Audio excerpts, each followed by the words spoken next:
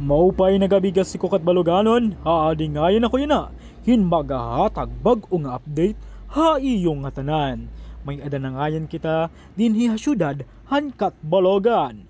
Bag-o nga Samar Convention Center. Ngan ini, haadi banda, itong tabok han Metro Mall. Nga di, ha syudad. Ngan ini nga Samar Convention Center, hindi rin na mag-iiha nga matatapos kay nag-o-overtime iton mga empleyado. Kaupay hini nga aton bag-o nga convention center.